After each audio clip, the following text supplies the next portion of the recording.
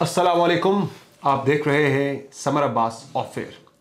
नाज़रीन, आज पेशावर की पुलिस लाइंस मस्जिद में खुदकुश धमाके में 50 के करीब नमाजी शहीद हो गए, जबकि 150 से ज़ायद नमाजी ज़ख्मी हुए। ये हमला खुदकुश हमला था और अहम सवाल आज के इस वाक़े पे ये उठता है कि क्या पाकिस्तान वापस 2008 2012 वाली सूरत हाल की तरफ जा रहा है। 2008 से 2012 वाली जो हमने देखी, मसाजिद महफूज नहीं थी, अहम इंस्टॉलेशंस आपकी महफूज नहीं थी। आज का जो वाक़या नाज़रीन, ये एक मस्जिद के अंदर होने वाला खुदकुश धमाका सिर्फ नहीं है, ये बड़ा सिग्निफिकेंस है। इसकी सिग्निफिकेंस से मुराद मेरी है कि जो जगह है वो बड़ी गैर मामूली जगह पे जाके धमाका हुआ है। जो पुलिस लाइन्स की जो मस्जिद है जिसके अंदर धमाका हुआ है, ये कोई आम किसी मोहल्ले की या किसी रोड के ऊपर वाक़ मस्जिद नहीं थी। इस पर 2 सिक्योरिटी चेक्स थे। ये पेशावर के रेड जोन के अंदर वाक़ मस्जिद थी जिसमें ये धमाका हुआ। रेड जोन जो है इस मस्जिद के बिल्कुल, अगर मैं महल्ले वकूल आपको बताऊं तो मस्जिद के बिल्कुल करीब ही CTD का सेंटर है, मस्जिद के बिल्कुल करीब जेल है, मस्जिद के बिल्कुल करीब ही रेड जोन के अंदर, चूँकि ये मस्जिद वाक़ है तो रेड जोन के अंदर ही मस्जिद के करीब CM हाउस वाक़ है, CPO वाक़ है, गवर्नर हाउस है, दीगर जो आम तरीन जो इंस्टॉलेशंस हैं, जो सूबाई जो महकमे हैं, अहम तरीन जो अमारात हैं, वो इस मस्जिद के बिल्कुल करीब करीब वाक़ हैं। तो ये किसी भी जगह पे हो सकता था। सबसे इम्पॉर्टेंट सवाल तो मेरी नज़र में यही है, जो ज़्यादा जो वरीइंग बात है, कि ये धमाका रेड जोन के अंदर हुआ। पहले रेड जोन की सिक्योरिटी है जहाँ पे किसी भी शख्स को बगैर चेक किए अंदर जाने की इजाज़त नहीं होती। हर बंदे की प्रॉपर चेकिंग होती है, गाड़ी हो या पैदल चल के अंदर आने वाला शख्स, उसकी प्रॉपर चेकिंग होती है। नंबर 2, पुलिस लाइन्स के अंदर दाखिल होने के लिए फिर एक और सिक्योरिटी चेक है। वहाँ पुलिस की सिक्योरिटी लगी है, वो फिर लोगों को चेक करती है दोबारा से, किसी ने अगर पुलिस लाइन्स के अंदर दाखिल होना है। तो ये highly secure red zone area के अंदर जो ये धमाका हुआ है, जिससे बहुत ज़्यादा ये सवाल उठता है, सिक्योरिटी लैब्स का सबसे बड़ा सवाल उठ रहा है कि इतना बड़ा सिक्योरिटी लैब्स कैसे हो गया। 2 सिक्योरिटी चेक्स क्रॉस करके कैसे ये बंदा अंदर दाखिल हो गया और मस्जिद की पहली सफ में जाके ये बैठा था। दूसरा नाज़रीन, इसमें वज़ीर आज़म साहब ने भी यही सवाल किया IG खैबर पख्तूनख्वा से कि भाई ये बंदा कैसे पहुंचा। तो उन्होंने भी कहा जी मुझे भी हैरत है इस बात की कि इतने हाईली सिक्योर एरिया के अंदर ये बंदा कैसे पहुंच गया। तो उससे एक तो यही है कि जो दहशतगर्द हैं उनकी इस्तेदाद, उनकी सलाहियत, उसके ऊपर ज़्यादा मुझे तशवीश हो रही है कि वो इतने ज़्यादा बासलाहियत फिर से हो गए, इतने ताकतवर फिर से हो गए, उनका नेटवर्क जो है वो इतना स्ट्रॉन्ग फिर से हो गया है। अब 2 मुमकिनात इसमें बताई जा रही हैं। एक तो पहली तो यह है कि कलअदम TTP ने इसकी ज़िम्मेदारी कबूल कर ली है, और दूसरा इसमें यह है कि कलअदम TTP की ज़िम्मेदारी कबूल किए जाने के अलावा जो दूसरी इसमें इसकी इंपॉर्टेंट सिग्निफिकेंस ये है कि सवाल अब जो उठ रहा है इंपॉर्टेंट वो ये है कि आया ये जो अफ़गानिस्तान के अंदर जो दहशतगर्द मौजूद थे कलअदम TTP के, वो पाकिस्तान के अंदर वहाँ से कोई बंदा आया है, या फिर पाकिस्तान के अंदर ही जो स्लीपर सेल्स मौजूद थे कलअदम TTP के, बहुत सारों को बस्ट किया गया, ख़त्म किया गया ऑपरेशन रद्दुल फसाद में। इससे पहले जो काइनेटिक ऑपरेशंस किए गए पाकिस्तान के अंदर, उनमें बहुत सारों को मार दिया गया था, कुछ भाग गए थे अफगानिस्तान की साइड पे, फिर फेंसिंग हो गई, बाढ़ खड़ी कर दी गई, बाढ़ के साथ कले बनाए गए, तो वहाँ से ये बंदा अंदर आया। तो ये ज़्यादा बड़ा हमारे लिए वरीइंग साइन है। अब नाज़रीन, इसमें लग ये रहा है कि फिर से कोई नेशनल इलेक्शन प्लान बनेगा, और जो ताज़ा जो हालिया लहर है पाकिस्तान के अंदर दहशतगर्दी की, मैं आपके सामने कुछ आदाद शुमार रखता हूँ जो पिछले 1 साल के दौरान सिर्फ खैबर पख्तूनख्वा के अंदर जो पिछले 1 साल के दौरान दहशतगर्दी के वाक़यात रुनुमा हुए हैं, उनमें नाज़रीन जनवरी 2022 से जनवरी 2023 के दरमियान 12 खुदकुश हमले हुए हैं खैबर पख्तूनख्वा के अंदर। शहादतें हुई हैं 460 इस 1 साल के अंदर, जिनमें 154 पुलिस एहलकार शहीद हुए, और पाक अफवाज पाकिस्तान के 9 से ज़ायद एहलकार शहीद हुए हैं पिछले 1 साल के दौरान। तो इसके बाद अब नाज़रीन, ये जो बढ़ रही है दहशतगर्दी पाकिस्तान के अंदर, फिर से एक ताज़ा लहर सर उठा रही है। उसमें 2 पॉसिबिलिटीज़ है। तो यही है कि या तो कोई काइनेटिक ऑपरेशन फिर से लॉन्च किया जाएगा, दूसरा जो मुझे ज़्यादा जिसका चांस लग रहा है कि इंटेलिजेंस बेस्ड ऑपरेशन, जिस तरह से ऑपरेशन रद्दुल फसाद था जिसमें दहशतगर्दों के सहूलतकारों और उनके फाइनेंसर्स को ढूंढ के चुन के मारा गया था, उनको हिरासत में लिया गया था। तो मुझे लग रहा है कोई इंटेलिजेंस बेस्ड ऑपरेशन किया जाएगा जिसमें दहशतगर्दों के सहूलतकारों और उनके फाइनेंसर्स को फिर से तलाश करने की कोशिश की जाएगी और उन्हें ख़त्म करने की कोशिश की जाएगी। अब नाज़रीन, क्या इस दहशतगर्दी के आज के वाक़े के बाद मुल्क के अंदर जो पॉलिटिकल एक्टिविटी है ये वाक़या उसके ऊपर असरअंदाज होगा।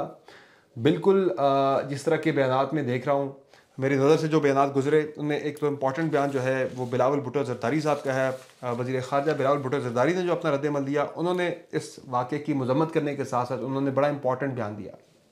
बिलावल भुट्टो ज़रदारी ने कहा कि ज़िमनी और आम इंतखाबात से कबल दहशतगर्दी के वाक़यात मानी खेज़ हैं। ये हमारे वज़ीर ख़ारजा कह रहे हैं। वो किस सेंस में मानी खेज़ कह रहे हैं? आज हर बंदे की ज़ुबान के ऊपर सवाल है, हर बंदे के जहनों में सवाल जुड़े हैं इस दहशतगर्दी के इस अमल के साथ, लेकिन वज़ीर ख़ारजा सवाल उठा रहे हैं कि ये मानी खेज़ है।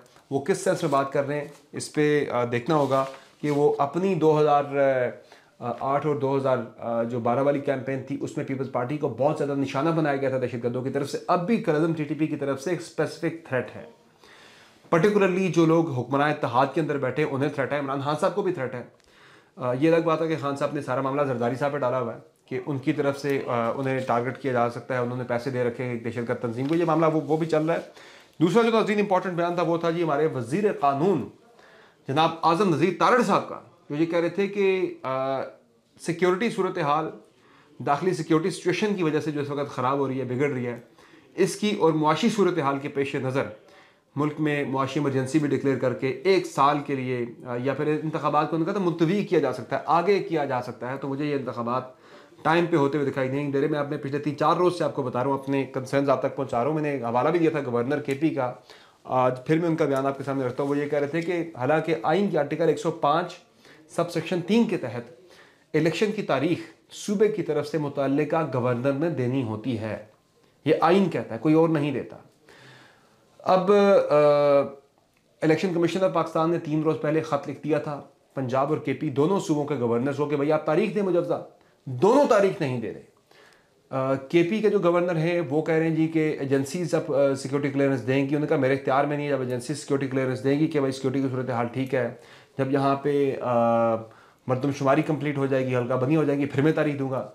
तो इस आज के वाक़े को बुनियाद बनाते हुए और जो बिगड़ती मुआशी सूरत हाल है, इन दोनों को बुनियाद बनाते हुए बहुत कवी इम्कान, बहुत ज़्यादा कवी इम्कान मुझे इस बात का नज़र आ रहा है कि सेंटर और दोनों सूबों के अंदर इंतखाबात को मुलतवी किया जा सकता है। बाकी नाज़रीन क्विकली कमेंट करते हैं मुआशी सूरत हाल के ऊपर। जिस तरह मैंने कल आपको बताया था कि पेट्रोल की कीमत में 35 रुपये इजाफा जो हुआ है, ये IMF की शराइत के तहत नहीं हुआ, बल्कि ये इजाफा जो है ये IMF की जो शर्त है उसमें GST आपने करना है पूरे 17%। वो जब होगा 42 रुपये, तकरीबन कम से कम 42 रुपये वो इजाफा होना है। तो ये पेट्रोल और डॉलर के दरमियान जो रेस लगी है 300 पे पहले पहुंचने की, तो मुझे लग रहा है कि डॉलर से पहले पेट्रोल 300 पे पहुंच जाएगा, लेकिन जाना दोनों ने 300 रुपये पर है। और बाकी इससे ये चीज़ भी डिस्कस हो रही है आजकल, बहुत ज़्यादा उस पर बात हो रही है कि ये जो किया गया है, मरीम नवाज़ का शेड्यूल आ गया है कि वही 1 फरवरी से लेकर 28 मार्च तक पूरे मुल्क के अंदर अपनी इलेक्शन कैंपेन शुरू करी। हालांकि इंतखाबात का कोई इरादा नहीं है, लेकिन अपनी कैंपेन वो अपनी शुरू कर रही है, मुतारिक रखेंगी अपने कारकुनान को, तंजीमें नो भी की जा रही है। लग रहा है शहबाज शरीफ साहब ने उनकी ना लॉन्चिंग जो दोबारा से मरीम नवाज़ की हो रही थी बतौर सीनियर नायब सदर और पार्टी सरबराह की हैसियत से, वो उसे काफ़ी हद तक ख़राब कर दिया है। इसमें आप सोचिए समझिए कोई मनसूबाबंदी या प्लान है या ये एक्सीडेंटली हो गया। मुझे तो इस पर प्लानिंग भी दिखाई दे रही है कहीं ना कहीं कि मरीम नवाज़ की लॉन्चिंग की ऐसी तैसी फेर दी है शहबाज शरीफ साहब ने। आजकल कुछ आर्टिकल्स भी आ रहे हैं हमजा शहबाज के हक़ में कि पंजाब को हमजा शहबाज की ज़रूरत है, वो भी काम चल रहा है साथ ही साथ। तो ये नून लीग के अंदर बड़े इशूज़ हैं। शायद हकान अब्बासी को मरीम नवाज़ के सीनियर नायब सदर बनने में बड़ी तशवीश है, चूँकि पहले वो सीनियर नायब सदर थे, उनसे सीनियर नायब सदर के इख्तियारात ले लिए गए। वो भी पार्टी के अंदर बड़े इशूज़ चल रहे हैं। पीएम के मियां नवाज़ के अंदर टास्क दिया मरीम नवाज़ को कि जाके मनाएं शायद हकान अब्बासी को, लेकिन ये इशूज़ बहुत ज़्यादा पीएम के अंदर चल रहे हैं। तो नून लीग मुझे मुआशी हालात को देखते हुए, पर्टिकुलरली जो आगे महंगाई होनी है उसको देखते हुए, अपनी परफॉर्मेंस को देखते हुए, इलेक्शन में जाना तो दूर की बात है, कैंडिडेट्स का ढूंढना बड़ा मुश्किल हो सकता है नून लीग के लिए आने वाले दिनों में, बड़े उनके लिए चैलेंजिंग सूरत हाल बन रही है। तो इसमें नाज़रीन अब एक आखिरी खबर जिस पे कमेंट क्विकली मैं करना चाहूँगा, वो खान साहब ने जो इल्ज़ाम लगाया था आसिफ अली ज़रदारी पर कि उन्होंने एक दहशतगर्द तंजीम को पैसे दिए हैं उनके ख़िलाफ़ दहशतगर्दी करवाने के लिए, उनको कत्ल करवाने के लिए। तो उस पर ज़रदारी साहब ने 10 अरब रुपये का हर्जाने का नोटिस भेज दिया खान साहब को और कहा कि वो सारे शवाहिद पेश करें वरना उनके खिलाफ कार्रवाई होगी।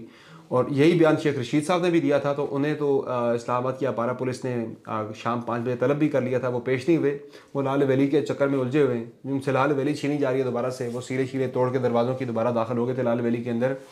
एक आखिरी चीज़, इमरान खान साहब ने फैसला किया है कि वो वापस लाहौर से इस्लामाबाद बनी गाला मूव हो रहे हैं, चूँकि पंजाब के अंदर जो इस वक्त क़यादत बैठी है, जो निगरान सेटअप जो वहाँ पे बैठा है और जिस तरह से वहाँ पे CCPO को लाया गया है, वो खान साहब को लग रहा है कि यहाँ पे कोई ऐसी कार्रवाई हो जाएगी गिरफ्तारी के वाले से, कोई भी ऐसा कोई वाक़या हो सकता है वहाँ पे। वैसे जो इम्पोर्टेंट चीज़ ये है कि गिरफ्तारी से बढ़ के यह है कि खान साहब ने अब अपनी कंपेन स्टार्ट करनी है। और PTI के करीबी लोग खान साहब को ये बता रहे हैं कि अगले 2 हफ्तों के अंदर इमरान खान दोबारा से ऑन द ग्राउंड होंगे, निकलेंगे, पब्लिक में जलसे करेंगे और बनी गाला वो मूव हो रहे हैं। बनी गाला में बताया जा रहा है कि 2 कमरे तैयार किए गए, सिक्योरिटी के हिसाब से बड़े बुलेट प्रूफ, बम प्रूफ और प्रॉपर तरीके से उनको जो है ना तैयार किया गया है। और निजी सिक्योरिटी कंपनी की सिक्योरिटी की खिदमात ली गई हैं बनी गाला में उनको, उनकी सिक्योरिटी के लिए। तो ये हैपनिंग है जो कि अब खान साहब लाहौर से ज़मान पार्क मूव हो रहे हैं 4-5 महीनों के बाद, और यहीं से बैठ के अपनी तमाम पॉलिटिकल एक्टिविटीज़ को फिर से वो रिज्यूम करने वाले हैं फरवरी के पहले हफ्ते से। तो ये तमाम अपडेट्स थी जो कि आप तक पहुँचानी थी। फिल वक्त मुझे दीजिए इजाज़त, कल आपकी खिदमत में हाजिर होंगे मज़ीद अपडेट्स आप तक पहुँचाने के लिए। इजाज़त दीजिए, खुदा हाफिज़।